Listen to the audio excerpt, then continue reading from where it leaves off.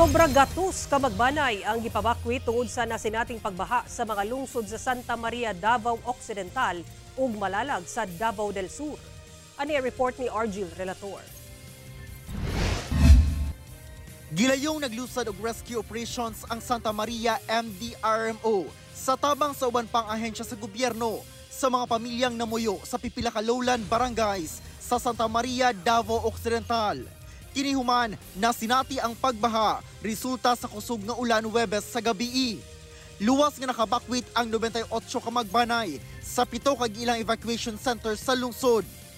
Naghatag sab gilayon ng MSWDO og food packs, hygiene kits, hot meals ug suportang medikal sa mga apektadong residente nga gipabakwit. Ni papauli rasab ang mga residente gihang mihubas na ang baha.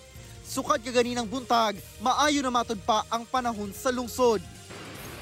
Sa Malalag, Davao del Sur, Nakadlok!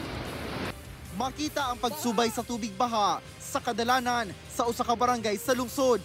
Gani, misulod na ni ining balay sa uploader ang maong pagbaha. Sumala sa MDRRMO na sinati ang pagbaha sa 4 ka mga barangay sa Malalag, Davao del Sur. 44 ka magbanay ang ipabakwit sa Municipal Gymnasium, samtang 7 ka magbanay ang ipabakwit sab sa Kaputian Barangay Hall. Hinoon, ihubas ra dayon ang baha human sa pag-ulan. Parayon pang ginasuta sa mga LGU sa Santa Maria ug Malalag kung dunay danyo sa maong pagbaha.